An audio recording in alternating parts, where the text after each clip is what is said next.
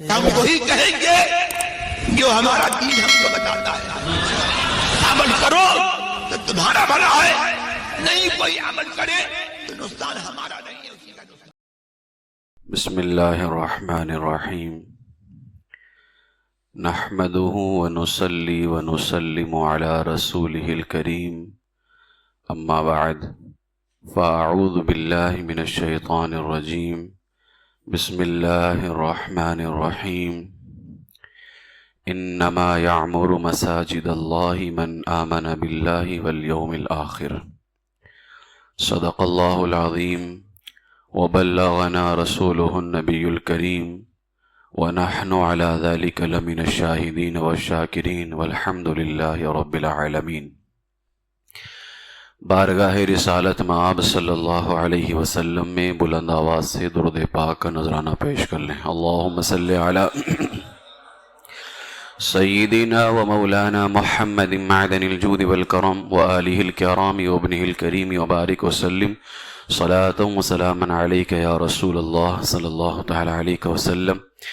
نبی اور آل نبی کی بارگاہ میں حصول برکت کے لیے ایک مرتبہ اور پڑھ لیں صلی اللہ علی النبی الامی وآلہ صلی اللہ علیہ وسلم صلاة و سلاما علیک یا رسول اللہ صلی اللہ تعالی علیہ وسلم. السلام علیکم ورحمۃ اللہ وبرکاتہ. سورہ توبہ کی 18ویں آیت کا ایک حصہ آپ کے سامنے تلاوت کرنے کا شرف حاصل کیا ہے. اللہ تبارک و تعالی ارشاد فرماتا ہے انما یعمر مساجد اللہ. اللہ کی مسجدوں کو وہی آباد کرتے ہیں من آمن باللہ والیوم الآخر، جو اللہ اور قیامت کے دن پر ایمان لاتے ہیں. یعنی مسجدوں کو آباد کرنے والے وہی لوگ ہوتے ہیں جو اللہ پر ایمان رکھتے ہیں اور قیامت کے دن پر ایمان رکھتے ہیں. اس آیت کریمہ کے اندر مسجدوں کو آباد کرنے کی بات کی گئی ہے. مسجدوں کو آباد کرنے کا کیا مطلب ہے؟ تو مفسرین فرماتے ہیں، خاص طور سے مفتی احمد یار خان نعیمی علیہ رحمہ تفسیر نعیمی میں فرماتے ہیں مسجدیں آباد کرنے کی 11 صورتیں ہیں. یعنی ان 11 صورتوں میں سے کسی بھی طریقے سے مسجد کو آباد کیا جا سکتا ہے. وہ 11 طریقے کون سے ہیں؟ سب سے پہلے مسجد تعمیر کرنا، دوسرا اس میں کسی چیز کا اضافہ کر دینا، یعنی کسی چیز کی کمی ہو آپ مسجد میں دے دیں، یہ بھی مسجد کو آباد کرنا ہوا. اس کو پھیلانا، یہ بھی مسجد کو آباد کرنا ہوا. اس کی مرمت کرنا، کبھی اس میں جو ہے رینوویشن کا مسئلہ پیش آ گیا تو وہ کرا دینا، کہیں کچھ بن رہا ہو تو وہ دے دینا، یہ بھی مسجد آباد کرنا ہوا. اس میں چٹائیاں، فرش وغیرہ بچھانا، یہ بھی مسجد آباد کرنا ہوا. اس میں کلر وغیرہ کی ضرورت پڑے تو کلر کرا دینا، یہ بھی مسجد آباد کرنا ہوا. اس میں روشنی وغیرہ کی ضرورت پڑے، جیسے لائٹ کی ضرورت ہے تو لائٹ جلوا دینا، یہ بھی مسجد آباد کرنا ہوا. اور اس میں نماز اور قرآن پاک کی تلاوت کرنا مسجد میں بیٹھ کر کے، یہ بھی مسجد کو آباد کرنا ہوا. اور یہ کون کرتا ہے؟ جو اللہ پر ایمان رکھتا ہے اور قیامت کے دن پر ایمان رکھتا ہے. پھر فرمایا اس میں دینی مدرسے قائم کرنا، یعنی بچوں کو پڑھانا، کسی کو تعلیم دینا، دین کے بارے میں سکھانا، یہ بھی مسجد کو آباد کرنا ہوا. اور یہاں داخل ہونا، اکثر آنا جانا مسجد کے اندر بھی مسجد کو آباد کرنا ہے. مسجد میں اذان دینا، تکبیر دینا، امامت کرنا، یہ سب مسجد کو آباد کرنا ہے. مزید فرماتے ہیں مسجد بنانے یا اسے آباد کرنے یا وہاں جماعت کے ساتھ نماز ادا کرنے کا شوق سچے مومن کی علامت ہے، اور انشاءاللہ ایسے لوگوں کا خاتمہ ایمان پر ہوگا. یہ مسجد کو آباد کرنے کی صورتیں ہیں. ہمارا اسلام کتنا پسندیدہ دین ہے. یعنی اللہ تبارک و تعالی صرف اس کو بنانے والے کو ہی آباد کرنے کا ثواب نہیں دیتا ہے. کچھ غریب بندے اللہ کے ایسے بھی ہیں جو نہیں بنا سکتے، پیسے نہیں ہیں. فرمایا مسجد میں آ کر کے تلاوت قرآن کرے، اللہ اس کو مسجد آباد کرنے کا ثواب عطا فرمائے گا. اس میں جو ہے آ کر کے نماز ادا کرے جماعت کے ساتھ، اللہ اس کو مسجد آباد کرنے کا ثواب عطا فرمائے گا۔ یہ مسجد آباد کرنے کی 11 صورتیں مفتی احمد یار خان علیہ الرحمہ نے بیان فرمائی ہیں۔ مسجد کی عزت و عظمت اور اس کی فضیلت قرآن پاک میں تو بے شمار آیات میں بیان کیے گئے، احادیث پاک کے اندر بھی کئی حدیثوں میں مسجد کی اہمیت، مسجد کی فضیلت، اس کا مقام کیا ہے، اس کے ساتھ ہمیں کس طرح سے رہنا چاہیے۔ ظاہر ہے ہم اللہ پر ایمان رکھتے ہیں اور یہ ہمارے رب کا گھر ہے، تو مسجد سے ہمارا ایک طرح سے رشتہ ہے، مسجد سے ایک طرح سے ہمارا تعلق ہے۔ تو اب ہمیں اپنے رب کے گھر کا احترام کیسے کرنا ہے، اس کے ساتھ ہمیں پیش کیسے آنا ہے، یہ سب کچھ تاجدار مدینہ صلی اللہ علیہ وسلم نے ہمیں بتا دیا اور ہماری ایسی رہنمائی فرمائی ہے کہ جب جب ہم مسجدوں میں جائیں گے اگر ان تعلیمات پر عمل کریں جو حضور نے بتائی ہیں تو اللہ ہم سے راضی ہو جائے گا۔ میں چند حدیثیں پیش کرتا ہوں۔ حضرت ابو ہریرہ رضی اللہ عنہ فرماتے ہیں کہ حضور علیہ السلام نے فرمایا احب البلاد الی اللہ مساجدها وابغض البلاد الی اللہ اسواقها، اللہ کو سب جگہوں سے زیادہ محبوب جگہ مسجد ہے اور سب سے زیادہ بری جگہ بازار ہے۔ یعنی اللہ کو سب سے زیادہ پسندیدہ جگہ مسجد ہے اور سب سے زیادہ بری جگہ بازار ہے۔ اسی طریقے سے ایک حدیث پاک میں حضور نے فرمایا، یعنی آپ جو جمعہ کے لئے یہاں پر میں ایک تصور دینا چاہتا ہوں، جتنے حضرات یہاں پر بیٹھے ہوئے ہیں ذرا تھوڑی دیر کے لئے تصور کریں، ہم کہاں بیٹھے ہوئے ہیں؟ ہم زمین کے اس حصے پر بیٹھے ہوئے ہیں جو زمین کا حصہ اللہ کو سب سے زیادہ پسند ہے، اور سب سے زیادہ پسندیدہ جگہ پر اللہ تعالیٰ ان لوگوں کو نہیں بٹھاتا ہے جنہیں اتنا دشمن رکھتا ہے، بلکہ سب سے پسندیدہ چیز اللہ انہی کو عطا فرماتا ہے جنہیں اللہ خود بھی پسند فرماتا ہے۔ یہ اس کا کرم ہے، اس کی مہربانی ہے، ورنہ عمل تو ہمارے اس لائق نہیں تھے کہ وہ ہم سے محبت کرتا اور اتنی پسندیدہ جگہوں پر ہمیں بٹھاتا۔ یہ کریم کا کرم ہے، یہ اس کی مہربانی ہے کہ اس نے ہمیں مسجد میں آنے کی توفیق عطا فرمائی ہے۔ ایک حدیث پاک دیکھیں، حضور علیہ السلام فرماتے ہیں اذا مررتم بریاض الجنہ، حضور نے فرمایا جب تم جنت کے باغوں سے گزرو تو کچھ چر لیا کرو، فرتعو، کچھ چر لیا کرو۔ چرنا جیسے جانور گزرتا ہے تو کچھ چر لیتا ہے، حضور نے فرمایا جب تم جو ہے جنت کے باغوں سے گزرو تو کچھ چر لیا کرو۔ قیل یا رسول اللہ ما ریاض الجنہ، یا رسول اللہ وہ جنت کے باغ کیا ہیں کہ جہاں سے کوئی گزرے تو کچھ چر لے؟ حضور نے فرمایا المساجد، وہ مسجدیں جنت کا باغ ہیں، وہ مسجدیں جنت کا باغ ہیں۔ پھر صحابہ نے کہا وَمَرَّتُهُ یا رسول اللہ، اچھا جب مسجدیں جنت کا باغ ہیں تو چرنا کیا ہے، وہاں سے لینا کیا ہے؟ حضور نے فرمایا اگر نماز پڑھنے کا وقت نہیں ہے، نماز نہیں پڑھ سکتے، یعنی حضور فرماتے ہیں کہ تم چر لو۔ اب یہاں پر دیکھیں حدیث پاک کے اندر میرے آقا تاجدار مدینہ صلی اللہ علیہ وسلم نے مسجد کو کیا فرمایا؟ جنت کا باغ فرمایا۔ اب تھوڑی دیر کے لیے آپ یہ تصور کریں کہ اللہ تبارک و تعالیٰ نے ہمیں مسجد میں آنے کی توفیق دے کر کے ہم سب کو جنت کے باغ میں جمع فرمایا ہے، اور اسے جنت کا باغ کسی اور کی زبان نہیں کہہ رہی ہے، تاجدار مدینہ کی زبان کہہ رہی ہے۔ وہ زبان جس کو سب کن کی کنجی کہیں، اس کی نافذ حکومت پہ لاکھوں سلام۔ حضور علیہ السلام اسے جنت کا باغ فرماتے ہیں۔ حضرت بریدہ اسلمی رضی اللہ عنہ سے مروی ہے، آپ فرماتے ہیں بشر المشائین فی الظلم الی المساجد بالنور التام یوم القیامہ، فرماتے ہیں کہ حضور نے فرمایا جو لوگ تاریکیوں میں، اندھیروں میں مسجدوں کو جاتے ہیں انہیں قیامت کے دن ایک مکمل نور کی خوشخبری عطا کر دو، مکمل نور کی۔ عام طور سے دیکھیں فجر میں لوگ کتراتے ہیں کہ یار اندھیرا تھا، بارش ہو رہی تھی تو یہ تھا وہ تھا، حضور علیہ السلام نے یہاں کتنی بڑی خوشخبری عطا فرمائی۔ جو ایسی عالم میں یعنی تاریکی ہو، بارش ہو رہی ہو، جا نہیں سکتا ہے، کوئی پریشانی ہے، اگر وہ پھر بھی مسجد جا رہا ہے کہ مسجد جانا ہے، یہ اندھیرے یہ بارش مجھے روک نہیں سکتے، تو حضور فرماتے ہیں کل قیامت کے دن یعنی یہاں کا اندھیرا وہاں کا اجالا ہوگا، یہاں کا اندھیرا وہاں کا اجالا ہوگا۔ یہاں تم اندھیرے میں چل کے آ رہے ہو تو کیا ہوا، کل جب پل صراط کے اوپر تمہیں روشنی کی ضرورت ہوگی تو اللہ مکمل نور عطا فرمائے گا۔ اس لیے نماز فجر کے لیے بھی رمضان شریف میں تو ماشاءاللہ پابندی ہو رہی ہے، الحمدللہ سب کی ہو رہی ہے، اللہ تعالیٰ سب کو توفیق نصیب فرمائے۔ رمضان شریف کے علاوہ بھی نماز فجر کی پابندی خاص طور سے کیا کریں، نماز عشاء، نماز فجر، ساری نمازوں کی پابندی کریں، لیکن یہ دو نمازیں ایسی ہیں کہ نماز عشاء جماعت سے پڑھ کے بندہ سو جائے، نماز فجر جماعت سے آ کر کے پڑھے، رات بھر سویا، کوئی ذکر نہیں کیا، کوئی نفل نہیں پڑھا، میرے آقا فرماتے ہیں جو عشاء جماعت سے پڑھے، فجر جماعت سے پڑھے، اللہ رات بھر عبادت کا ثواب عطا فرمائے گا. یہ اس کی رحمت نہیں تو اور کیا ہے؟ ورنہ تم نے تو رات بھر کچھ کیا نہیں، یہ صرف سوئے. لیکن صرف عشاء جماعت سے پڑھا، فجر جماعت سے پڑھا تو اللہ رات بھر عبادت کا ثواب عطا فرما رہا ہے. اس لیے مسجدوں کو آباد کریں. میرے آقا علیہ السلام کی ایک بہت ہی پیاری حدیث پاک ہے. حضور فرماتے ہیں جب تم کسی کو مسجد کا عادی دیکھو نا، مسجد جا رہا ہے، نمازوں کے لیے جا رہا ہے، ذکر و اذکار کے لیے جا رہا ہے.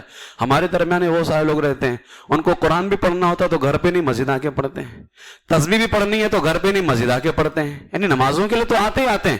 حضور فرماتے جب تم کسی کو مسجد کا عادی دیکھو کہ اس کو عادت لگ گئی ہے مسجد کی، تو میرے آقا فرماتے ہیں اس کے ایمان کے گواہ ہو جاؤ، اس لیے کہ اللہ کی مسجدیں وہی آباد کرتے ہیں جو ایمان والے ہوتے ہیں، جو ایمان والے ہوتے ہیں. یعنی منافق کبھی مسجد آباد کر ہی نہیں سکتا ہے. تو اب بتائے ایمان تو سب سے بڑی دولت ہے نا. اب یہ دولت ہمارے پاس ہے یا نہیں، اس کو چیک کرنے کا حضور نے ایک معیار دے دیا. کوئی مسجدیں بار بار آ رہا ہے جا رہا ہے، سمجھ جاؤ اس کے اندر ایمان کامل موجود ہے. اس لیے کہ اللہ تعالیٰ نے فرمایا مسجدیں وہی آباد کریں گے من آمن باللہ والیوم الآخر، جو اللہ پر اور قیامت کے دن پر ایمان رکھتے ہیں.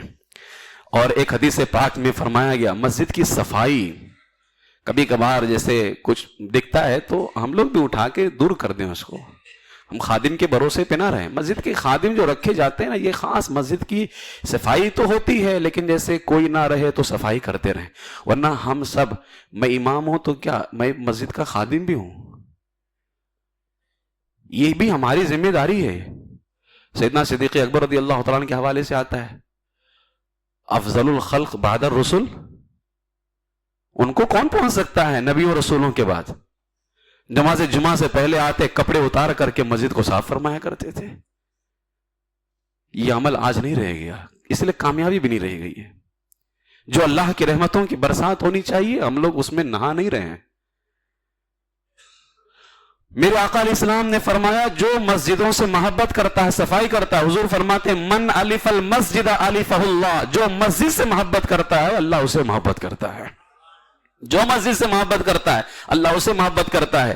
اور ایک حدیث پاک میں آیا المسجد حصن حصین من الشیاطین، مسجدیں جایا کرو کیونکہ مسجدیں شیطان سے بچنے کے لیے مضبوط قلعہ ہے. یعنی ظاہر سی بات ہے کسی آپ کے رشتہ دار کو کوئی ڈرا دھمکا رہا ہو، وہ گھر میں آ جاتا ہے تو سیف ہو جاتا ہے نا، محفوظ ہو جاتا ہے نا. ہمارے بزرگوں نے فرمایا تم شیطان سے لاکھ بچنے کی دعا کرو، یعنی شیطان سے بچنے کی کوششیں کرتے رہو، میں یہ کر لوں تو وہ کر لوں، شیطان سے بچ جاؤں گا. فرماتے شیطان سے بچنے کا ایک ہی راستہ ہے کہ تمہیں بھی اللہ نے پیدا کیا، اسے بھی اللہ نے پیدا کیا ہے، اور اس کتے کی لگام جس مالک کے ہاتھ میں ہے اسی مالک کی بارگاہ میں آ جاؤ، اللہ تمہیں شیطان سے بچا لے گا. تو شیطان سے بچنے کا مضبوط قلعہ کیا ہے؟ مسجد ہے. مسجدوں میں آیا جایا کرو، یہاں آؤ گے جاؤ گے، اللہ تبارک و تعالیٰ ایمان بھی محفوظ فرمائے گا اور تقوی کی بھی دولت عطا فرمائے گا. یہ احادیث کے اندر مسجدوں کی برکت، مسجدوں کی فضیلت بیان کی گئی ہے. یہی وجہ ہے کہ فرمایا مسجدوں کا اتنا احترام کرو کہ کچا لہسن، کچی پیاز یہ سب کھا کر کے مسجد میں آنا، اور وہ تمام چیزیں جس کے اندر بو باقی رہتی ہو، اسمیل رہتی ہو، ایسی تمام چیزیں کھا کر کے مسجدوں کے اندر آنا، یہ فرمایا گیا کہ یہ ناجائز ہے اور مسجد کے ادب کے خلاف ہے. یہ یہاں بدبودار چیزیں کھا کر کے بھی نہ آئیں جس کے اندر بدبو رہتی ہو. اس لیے اللہ تعالیٰ نے قرآن میں فرمایا یا بنی آدم خذوا زینتکم عند کل مسجد، اے آدم کی اولادو زینت اختیار کرو نماز کے وقت میں، عند کل مسجد، ہر نماز کے وقت میں. مفتی احمد یار خان فرماتے ہیں کہ لباس یہاں پر اختیار کرنے کا کیا مطلب ہے، زینت اختیار کرنے کا کیا مطلب ہے. فرماتے جب نماز کا وقت ہو جائے کنگھی کرو، خوشبو لگاؤ، اور سنت یہ ہے کہ آدمی بہتر عمدہ صورت حالت کے اندر نماز کے لیے حاضر ہو جائے، کیونکہ نماز میں اللہ سے بات کرنا ہے اور بندہ اللہ کی بارگاہ میں جا رہا ہے. اس لیے زینت کر کے عطر لگانا، خوشبو لگانا اور اللہ کی بارگاہ میں اس طرح کھڑا ہونا یہ مستحب ہے. امام حسن مجتبی رضی اللہ تعالیٰ نماز سے پہلے تیاری فرمایا کرتے تھے. سرکار حضور مفتی اعظم ہند علیہ رحمہ آدھے گھنٹہ پہلے نماز سے تیاری کرتے. کسی نے کہا حضور یہ کس کے لیے تیاری ہے؟ فرمایا اللہ کی بارگاہ میں حاضر ہونے کے لیے تیاری ہے. اللہ کی بارگاہ میں حاضر ہونے کے لیے. اس لیے مسجدوں کا اس قدر احترام کا ہمیں حکم دیا گیا ہے کہ مسجدوں میں بدبودار چیزیں بھی کھا کر کے نہ آئیں. یہاں پر فتاوی رضویہ شریف کے اندر ایک حدیث پاک اعلیٰ حضرت نے بیان فرمائی ہے. وہ حدیث پاک یاد آتی ہے کہ کچھ لوگ یہ کہتے ہیں کہ ہم تو پیاز کھا کر کے نہیں آئے, ہم تو کوئی بدبو والی چیز مسجد میں کھا کر کے نہیں آ رہے ہیں, تو ہم مسجد میں بدبو کیسے پھیلا رہے ہیں. یاد رکھ لیں, کچھ چیزیں ایسی ہوتی ہیں نا جن کا تعلق ظاہر سے ہوتا ہے, کچھ چیزیں ایسی ہوتی ہیں جن کا تعلق باطن سے ہوتا ہے. ہم ظاہر میں تو پیاز کھا کر کے نہیں آئے, ہم ظاہر میں تو لہسن کھا کر کے نہیں آئے, ہم ظاہر کے اندر تو ایسی کوئی چیز کھا کر کے نہیں آئے جس سے بدبو ہوتی ہو. لیکن میرے آقا نے فرمایا جو لوگ غیبت کرتے اور مسجد میں دنیا کی باتیں کرتے ہیں, آج دیکھ لیں, آج میں نے اس ٹاپک کو اسی لیے اپنایا کہ ایک بڑی تعداد ماہ رمضان میں ہماری مسجدوں میں آتی ہے. لوگ کس قدر چلاتے ہیں. میں نماز, اب کیا میں ہر نماز میں بولتا رہوں؟ نیت مان لیتے ہیں پھر بھی لوگ پیچھے چلاتے رہتے ہیں. اگر آپ کسی کو صف میں بلا بھی رہے ہو تو اشارے بھی تو بلا سکتے ہو, اشارے میں کام نہیں ہو سکتا ہے. آپ کسی ایسی جگہ بینک میں چلے جائیں, کیا آپ بینک میں چلا سکتے؟ کیپ سائلنس, آپ آواز نہیں کر سکتے. وہاں تمہیں ڈر ہے دوسرے لوگوں کا کہ فوراً بینک سے باہر کر دیے جائیں گے, جبکہ وہ بینک دنیا کی سب سے پسندیدہ جگہ بھی نہیں ہے, اور جو مسجد دنیا کی سب سے پسندیدہ جگہ ہے, جہاں چلانا منع کیا گیا, جہاں ہے اللہ کا خوف, اللہ ناراض ہو جاتا ہے, اور کہا بھی گیا ہے خاموش رہو, لیکن پھر بھی آتے ہیں دھڑلے سے چلاتے ہیں. کوئی امام بول دے تو امام کی برائی, اراکین بول دے تو ان کی برائی, عوام میں سے اگر کوئی بول دے تو معلوم.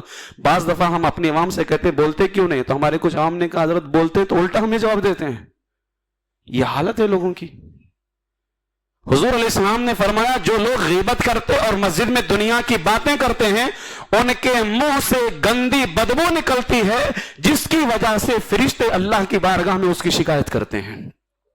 پیاز تو نہیں کھا کر کے آئے آپ, لہسن تو نہیں کھا کر کے آئے, کوئی ظاہری چیز ایسی نہیں کھا کر کے آئے جس سے بدبو ہوتی ہو, لیکن یہاں آ کر کے دنیا کی باتیں کرنا, غیبت کرنا, اس سے بدبو نکلی ہے اور مسجد کے اندر تمہاری وجہ سے بدبو ہوئی جس کی شکایت فرشتے اللہ کی بارگاہ میں جا کر کے کرتے ہیں. اس سے بھی تو بچنا ہے, ظاہری چیزوں سے بھی بچنا ہے اور باطنی ایسی تمام چیزوں سے بچنا ہے جس سے مسجد کے اندر گندگی ہوتی ہو اور مسجد کے اندر جو ہے نا بدبو پھیلا کرتی ہو. حدیث پاک میں حضور علیہ الصلوۃ والسلام نے ارشاد فرمایا جس نے اللہ کے داعی یعنی دعوت دینے والا, مؤذن دعوت دینے والا تو ہوتا ہے, حضور نے فرمایا جس نے دعوت دینے والے کی آواز پر لبیک کہا اور اللہ پاک کی مسجدیں اچھے طور پر تعمیر کی تو اس کے بدلے اللہ کے یہاں تحفہ ہے اور وہ تحفہ جنت ہے. عرض کی گئی یا رسول اللہ مسجدوں کی اچھی تعمیر کیا ہے کہ مسجدیں اچھی تعمیر ہوں تو اللہ کے یہاں تحفہ ہے. حضور نے فرمایا مسجدوں میں آواز بلند نہ کرنا اور کوئی بےہودہ بات زبان سے نہ نکالنا. یعنی جنت کا تحفہ اللہ کی بارگاہ میں ہمارے یہاں اس وقت ہے جب ہم مسجدیں تعمیر کریں. اور مسجدیں تعمیر کرنے کا کیا مطلب, حضور نے فرمایا مسجد میں جو ہے آواز بلند نہ کریں اور مسجد کے اندر بےہودہ بات اپنی زبان سے نہ نکالے. یہی وجہ ہے کہ ہمارے اکابرین سخت اس کے خلاف رہتے تھے. خود حضرت عیسیٰ علیہ السلام ان لوگوں کو مسجدوں میں زیادہ بیٹھنے سے منع کرتے تھے جو مسجد کے آداب نہیں جانتے تھے. ایک مرتبہ حضرت عیسیٰ علیہ السلام نے مسجد میں کچھ لوگوں کو بیٹھے ہوئے دیکھا جو فضول باتیں کر رہے تھے, اپنی چادر لپیٹ کر کے مارا اور وہاں سے نکال دیا. فرمایا تم نے اللہ کے گھر کو دنیا کا بازار بنا کے رکھا ہے جبکہ یہ مسجد آخرت کا بازار ہے. آج ہم کسی کو بول دیں تو لوگ یہ تانا دیتے مسجد سے بھگا رہے ہو, یعنی مسجد سے بھگانے کا گناہ ہمیں مل گیا تو آپ کو مسجد میں چلانے کا ثواب مل رہا ہے. ہم مسجد سے کسی کو بول دیں نکلو تو کہتے کہ مسجد سے بھگایا جا رہا ہے, تو ہمیں مسجد سے بھگانے کا گناہ ملا ہے تو آپ کو کیا مسجد میں چلانے کا ثواب مل رہا ہے. حضرت عیسیٰ علیہ السلام چادر پھینک کے مارتے تھے اور بھگاتے تھے, کہتے تھے نکلو تم نے اللہ کے گھر کو بازار بنا کے رکھا ہے جبکہ یہ مسجد آخرت کا بازار ہے. یعنی یہاں آخرت کے سودے ہوتے ہیں, اللہ کو راضی کرو اللہ تمہیں جنت عطا فرمائے گا. یہ ہے آخرت کا بازار. یہاں پہ بازار کا مطلب یہ کوئی بازار نہ سمجھ لے. یہ ہمارے اکابرین کا طریقہ تھا.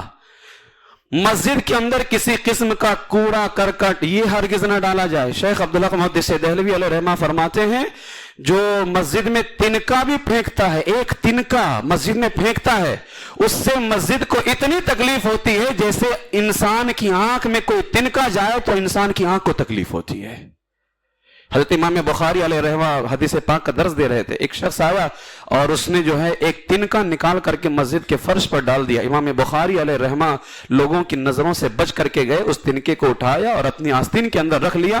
جب لوگ چلے گئے تو امام بخاری علیہ رحمہ نے جا کر کے اس تنکے کو باہر پھینکا ہے، یعنی اس نے تو پھینک کر کے تکلیف دی مسجد کو، لیکن امام بخاری علیہ رحمہ نے گوارا نہ کیا جس چیز سے مسجد کو تکلیف ہو رہی تھی میں اس کو مسجد میں رہنے دوں، لہٰذا انہوں نے لوگوں کی نظروں سے بچ کر کے اس کو اٹھا کر کے مسجد کے باہر پھینک دیا۔ تو یہ مسجد، اب بتائیں جب مسجد میں ایک تنکا گر جائے تو اس سے مسجد کو اتنی تکلیف ہوتی ہے، تو جب ہم چلاتے ہیں اور خاص طور سے اس وقت جب تکبیر تحریمہ ہو جاتی ہے، امام تلاوت شروع کر دیتا ہے، جبکہ فرمایا گیا اذا قرئ القرآن فاستمعوا له وانصتوا لعلکم ترحمون، جب قرآن کی تلاوت کی جائے خاموش رہو اور غور سے سنو تاکہ تم پر رحم کیا جائے۔ اس وقت جب ہم پیچھے چلا رہے ہوتے ہیں تو بتائے اس وقت کیا مسجد کو تکلیف نہیں ہوتی ہوگی؟ ماہ رمضان شریف اتنا مبارک مہینہ ہے، مسجدیں بھر جاتی ہیں، لیکن افسوس یہ ہوتا ہے کہ مسجدوں سے خالی ہاتھ بہت سارے لوگ جاتے ہیں، ثواب لے کر کے جانے والوں کی تعداد کم ہوتی ہے۔ یہاں پر امام اہل سنت اعلی حضرت علیہ رحمہ نے فتاوی رضویہ شریف کے اندر، کیونکہ جب کوئی مسجد آئے تو اعلیٰ فرماتے انتہائی خشوع و خضوع کے ساتھ آئے، ثواب کی نیت سے لرزتے ہوئے کانپتے ہوئے مسجد کے اندر آئے۔ امام اہل سنت اعلی حضرت علیہ رحمہ نے چند حدیثیں پیش فرمائی ہیں، اس کا میں خلاصہ پیش کرتا ہوں۔ امام اہل سنت اعلی حضرت فرماتے ہیں کہ رسول پاک نے فرمایا مسجد میں جائز باتیں کرنا بھی ایسے اللہ کو ناپسند ہے، فرمایا کہ وہ نیکیوں کو کھا جاتی ہے۔ اور ایک حدیث پاک میں فرمایا مسجد میں بات کرنا نیکیوں کو ایسے کھاتا ہے جیسے آگ لکڑی کو، اور ایک حدیث پاک کے اندر فرمایا مسجد میں دنیا کی بات کرنا نیکیوں کو اس طرح کھاتا ہے جیسے چوپایا چار پیر والا جانور گھاس کو کھاتا ہے۔ اور میرے آقا علیہ الصلوۃ والسلام کی ایک حدیث پاک بیان فرمایا کہ جو مسجد میں دنیا کی بات کرے، من تکلم فی المساجد بکلام الدنیا، جو مسجد میں دنیا کی بات کرے، احبط اللہ تعالی عنہ عمل 40 سنتن، اللہ تبارک و تعالی 40 سال کے عمل کو برباد کر دیتا ہے۔ 40 سال کے عمل کو صرف مسجد میں دنیا کی بات کرنے سے برباد کر دیا جا رہا ہے۔ ابھی تو 7 دن، آج تو 9واں روزہ ہے، آج تو 9واں روزہ ہے۔ 40 برس کے عمل کو اللہ تبارک و تعالی برباد کر دیتا ہے مسجد میں دنیا کی بات کرنے پر۔ اور میرے آقا علیہ السلام نے فرمایا سَيَكُونُ فِي آخِرِ الزَّمَانِ قَوْمٌ يَكُونُ حَدِيثُهُمْ فِي مَسَاجِدِهِمْ لَيْسَ اللَّهِ فِيهِمْ حَاجَةٌ، آخر زمانے میں کچھ لوگ ہوں گے کہ مسجد میں دنیا کی باتیں کریں گے، اللہ کو ایسے لوگوں سے کوئی کام نہیں اور ایسے لوگوں کے پاس نہ بیٹھنا۔ یہ سرکار مدینہ علیہ الصلوۃ والسلام کی تعلیمات ہیں۔ اس لیے میرے عزیزو، ایک روایت میں آتا ہے اعلیٰ حضرت نے بیان فرمایا کہ ایک مسجد اپنے رب کی بارگاہ میں شکایت کرنے چلی کہ لوگ مجھ میں دنیا کی باتیں کرتے ہیں۔ تو جب وہ مسجد اللہ کی بارگاہ میں شکایت کرنے چلی کہ لوگ مجھ میں دنیا کی باتیں کرتے ہیں، آج یہ میں آپ سے صرف گفتگو نہیں کر رہا، اس کے اندر تو ہم آپ سے کہیں زیادہ شامل ہیں، اس لیے کہ ہمارا ہر چیز یہاں رہنا، آپ تو کبھی کبھی آتے ہیں، اس کے اندر تو ہمارے لیے بھی بہت بڑا درس ہے، کہیں ایسا نہ ہو کہ ہماری عمل تباہ ہو جائے، برباد ہو جائیں، اس میں سب کے لیے درس ہے۔ اور آپ سے کہیں زیادہ تو ہم یہاں مسجد کے اندر 24 گھنٹہ ہمارا یہاں رہنا ہوتا ہے۔ وہ مسجد اللہ کی بارگاہ میں شکایت کرنے چلی کہ یہ مجھ میں آ کر کے دنیا کی باتیں کر رہا ہے۔ مسجد جا رہی تھی، فرشتے آتے ہوئے ملے اور بولے جانے کی ضرورت نہیں ہے، اللہ نے ہمیں بھیجا ہی ہے ان لوگوں کو ہلاک کرنے کے لیے جو تم میں دنیا کی باتیں کرتے ہیں، تمہیں شکایت کرنے کی ضرورت نہیں ہے، اللہ نے ہمیں بھیجا ہی ان لوگوں کو ہلاک کرنے کے لیے۔ ہم اپنی ہلاکت پہ غور کریں کہ ماہ رمضان شریف کے آنے کے بعد کہیں ایسا تو نہیں کہ یہ ہمارے لیے ہلاکت کا ذریعہ بن جائے، لیکن ماہ رمضان تو ہلاکت میں ڈالنے نہیں آیا نا، لیکن مسجدوں میں چلانا رمضان میں آ کر کے یہ ہماری ہلاکت کا ذریعہ ضرور بن سکتا ہے، اور دنیا بھی تباہ ہوگی، قبر بھی تباہ ہو جائے گی۔ میرے عزیز، حضور نے فرمایا مسجد میں ہنسنا قبر میں اندھیرا پیدا کرتا ہے، مسجد میں ہنسنا قبر کے اندر اندھیرا پیدا کرتا ہے۔ اس لیے آپ سب سے گزارش کروں گا کہ جو ہے مسجد کا بڑا ہی ادب و احترام کریں۔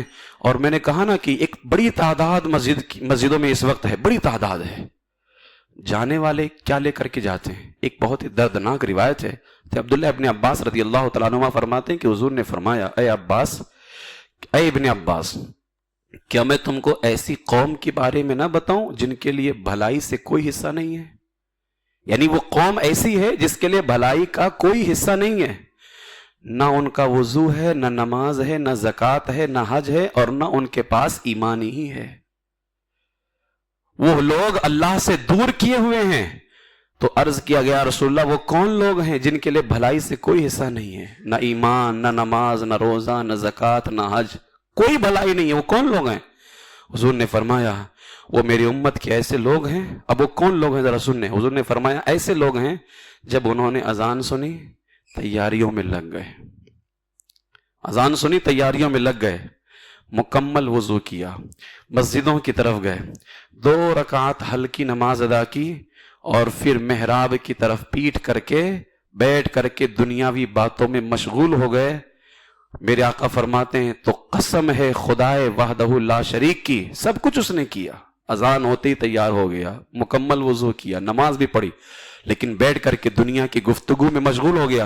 تو حضور فرماتے ہیں قسم ہے خدائے وحدہ لا شریک کی، فرشتے ان سے کہتے ہیں اے اللہ کے دشمنوں چپ رہو، اے اللہ کے مخالفوں خاموش رہو، اے اللہ کے مبغوضوں، اے وہ لوگ جن سے اللہ نفرت کرتا ہے مت بولو، تم پر اللہ کی لعنت ہو. اور پھر فرمایا جب وہ نماز ادا کر چکتے ہیں تو ان کی نماز ان کے منہ پر مار دی جاتی ہے اور مسجد سے اس حالت میں لوٹتے ہیں کہ اللہ ان سے ناراض ہوتا ہے. اللہ ان سے ناراض ہوتا ہے. پتہ نہیں ہم جب مسجدوں سے جاتے ہیں تو اللہ ہم سے راضی ہے یا ناراض ہے. ہم مولا کی بارگاہ میں دعا ہی کر سکتے ہیں کہ پروردگار عالم ہمیں جو ہے مسجدوں کا ادب کرنے کی توفیق نصیب فرمائے. آپ سب سے گزارش کروں گا اس گنہگار کے حق میں آپ دعا کریں، آپ کے حق میں ہم دعا کرتے ہیں. مسجدوں کا ادب و احترام سارے کے اوپر لازم و ضروری ہے. اللہ تبارک و تعالیٰ اپنے گھر کا احترام کرنے اور اس کی حد المقدور جس سے جیسی ہو سکے الحمدللہ ہمارے لوگ کرتے بھی ہیں. جب اعلان کیا جاتا ہے الحمدللہ ہر کوئی بڑھ کر کے آگے آتا ہے، خدمت بھی کرتے ہیں. یقیناً آپ کی خدمت تو بہت ہے، اس مسجد کے لیے آپ کی خدمتیں تو بہت ہیں، بے پناہ ہیں. کاش اس مسجد کا احترام بھی وہی ہو جائے. جس طرح اعلان پر آپ مسجد کی خدمت کے لیے دوڑتے ہو نا، کاش ایسے ہی مسجد کا احترام بھی ہو جانا. جب آپ سے کہہ دیا جائے نا تو پھر ایسے خاموش ہو جاؤ جیسے کہ منہ میں زبان نہیں ہے، جسم میں جان نہیں ہے.